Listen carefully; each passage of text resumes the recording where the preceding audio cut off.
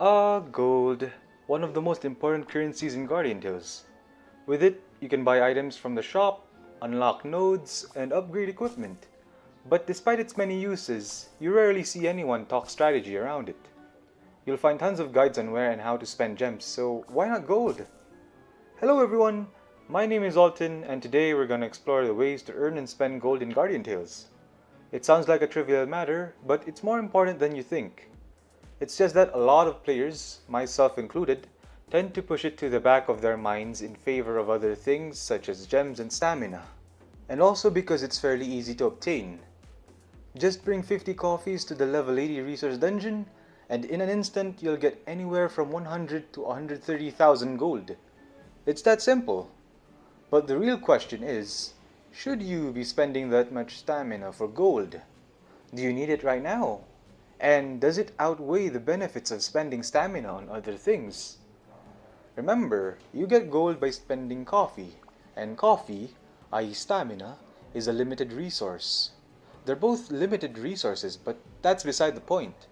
And obviously, you can get gold from freebies and by reaching attendance milestones, but that's not really reliable, isn't it? For that reason, you need to take your priorities into account.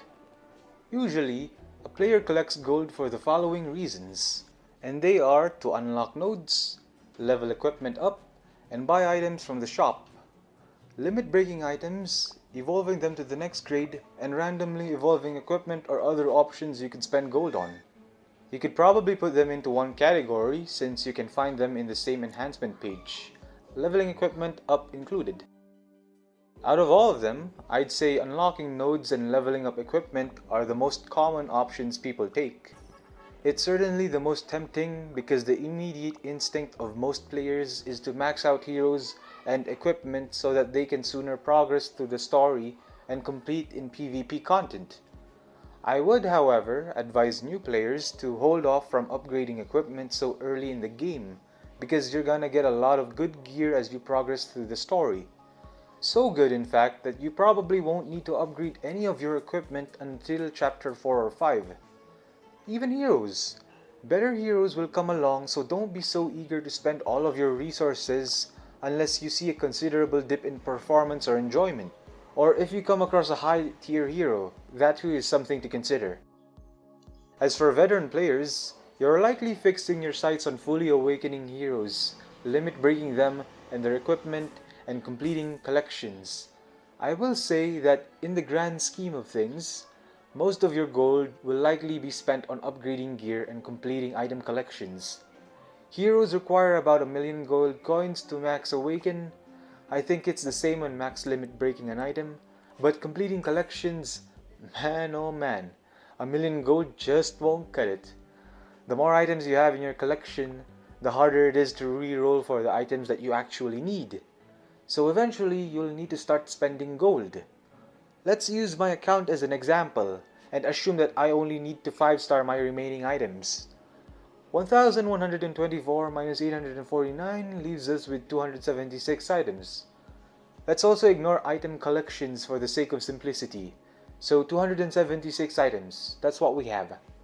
The cost to upgrade an item to 5 stars is 230,000, so if we multiply both figures, we get a total of 63.48 million. That is way too much, and I'd probably be spending months just to grind for the gold alone. It'd be easier if I spend gems for gold, but I'll come back to that soon because now that we have our options, we can now explore the ways of getting gold.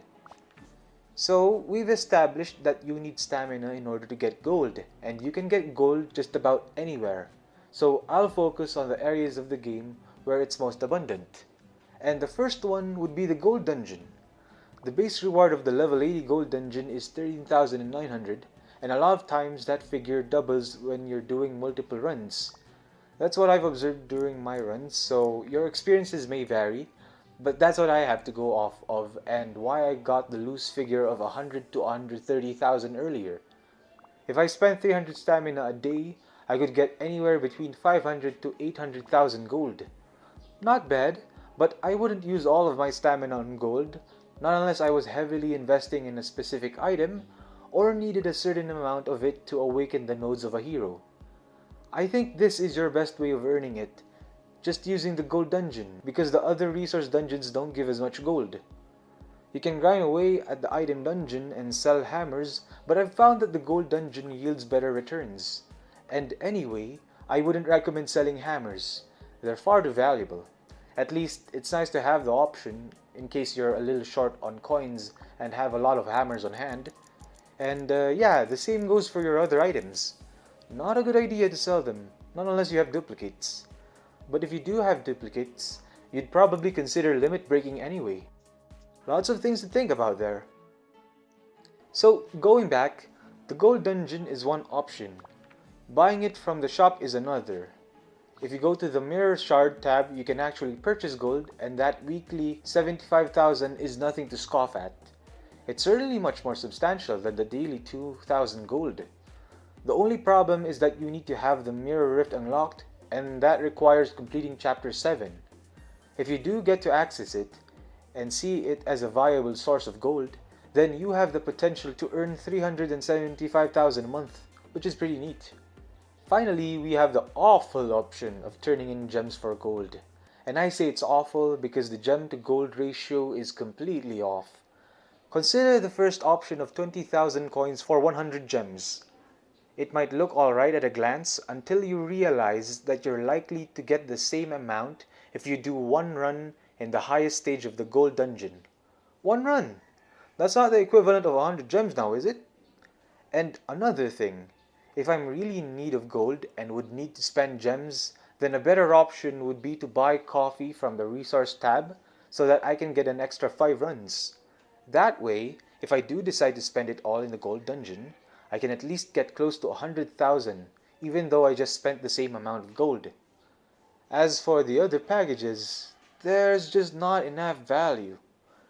Maybe there's another angle that I'm not seeing, but given all that I've mentioned, you're better off sticking to the gold dungeon. So I hope you enjoyed the video. Let me know if you have any thoughts on the matter. Thank you for sticking around till the end, and I'll see you next time. Goodbye!